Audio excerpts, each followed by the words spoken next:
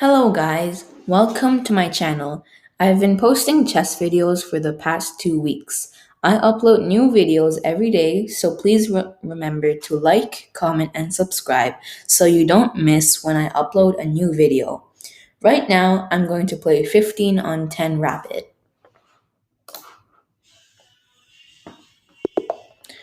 I'm playing as white right now, so I like to play the accelerated London system with e3 and c4.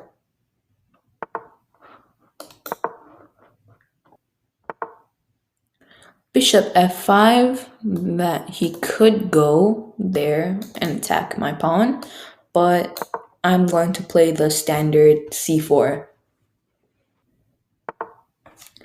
Knight b4, that threatens, not attacks, a fork on c2. So I could prevent that in many ways. Like I can bring my knight to a3, protecting c2, or I could bring my queen to a4 check, and then he's forced to go back, or else I'll take his knight.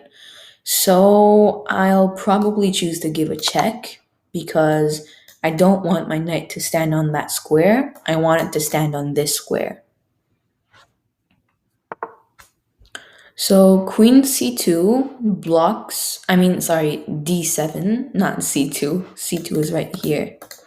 d7 is there. So it blocks the check, but the knight is under attack. So I'll take the knight.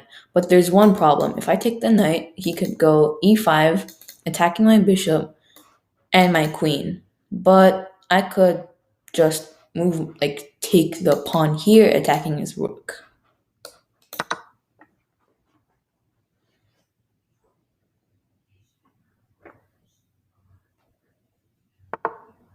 So e6 is a little bit more passive.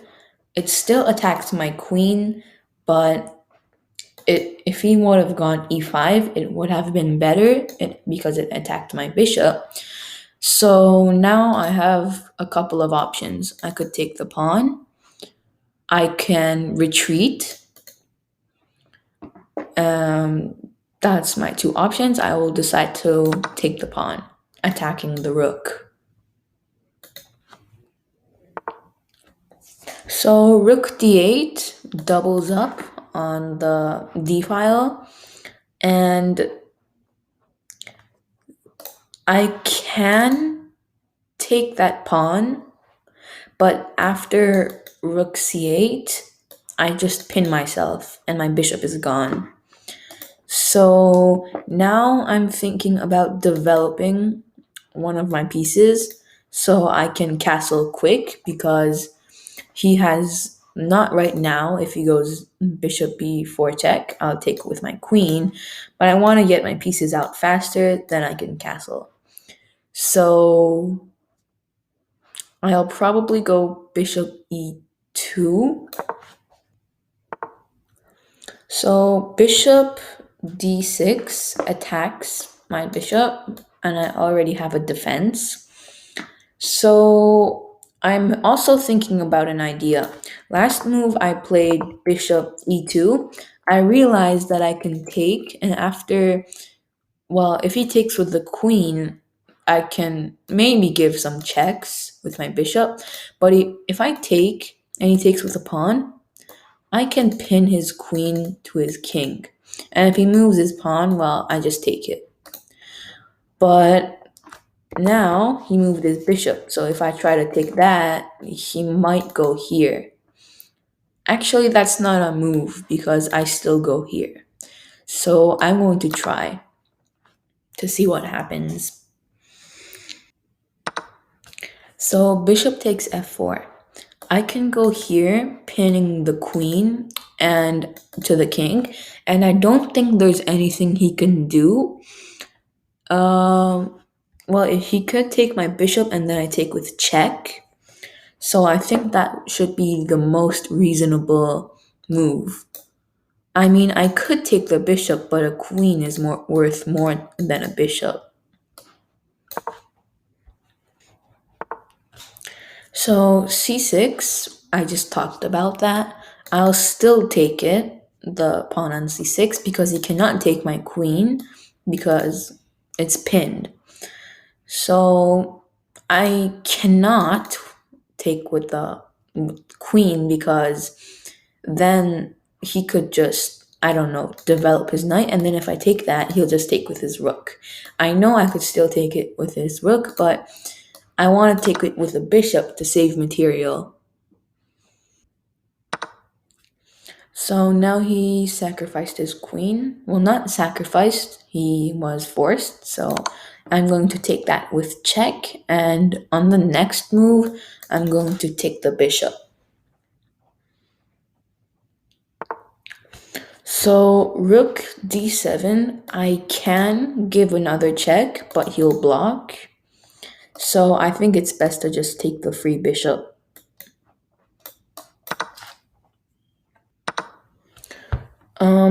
E takes d5. So we can, there's not a problem with sacrificing our queen because we're up 11 points of material.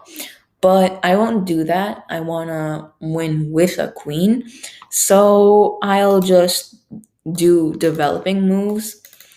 I know a few moves ago I said I need to castle fast because my king is open, but now since he has less pieces to attack me, like this rook is pinned to the king, the bishop can't really do anything. The knight has to have more moves to come to a convenient square to attack my king.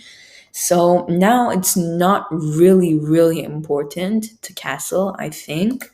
So I'm going to go knight c3, attacking the pawn on d5.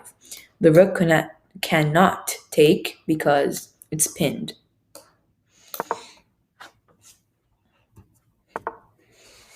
Knight e7 attacks my queen.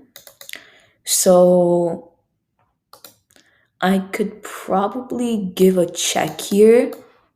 Give a check, force him to go back, and win the pawn. Or I could sacrifice my queen, but I want to win with a queen. So I'll give this check, then win this pawn. Rook d8, that blocks the check. Now I will take the pawn. Knight c6 attacks my queen. So I think I should go attack it and pin it at the same time with my queen. So I should go queen to a4. Or I can... There are no checks in this position, so I think queen a4 should be the most reasonable move.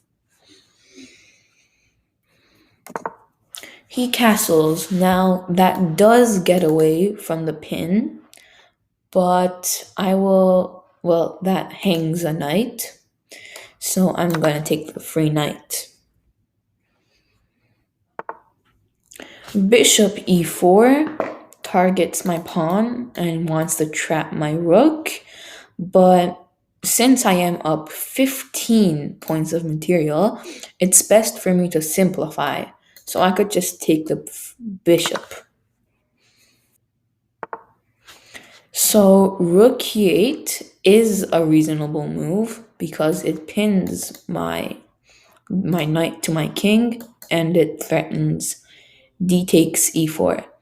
Right now, I can simply go promote my two pawns, and I think that's the best option for me. So I'm going to move my a pawn because it has support with my rook. Rook takes e4, I think is the best move. It takes my knight and gives a check, so I'm gonna block with my knight.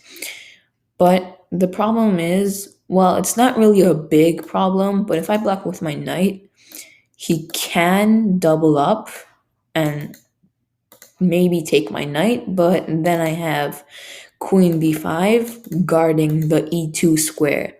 So I think that should be good for me.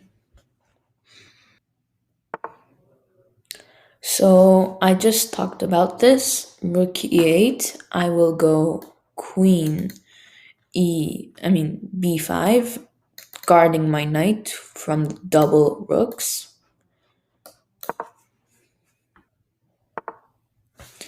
So g6 creates a square for the king to move if there are any back rank checks. So now I'm probably thinking of castling, because if I castle, rook takes, I can. Oh, he resigned. So, and it's pretty good to know that I had zero mistakes, zero blunders, and zero missed wins. So, that's the end of this video. If you enjoyed this video, then please remember to like, comment, and subscribe. I will see you in my next video. Goodbye.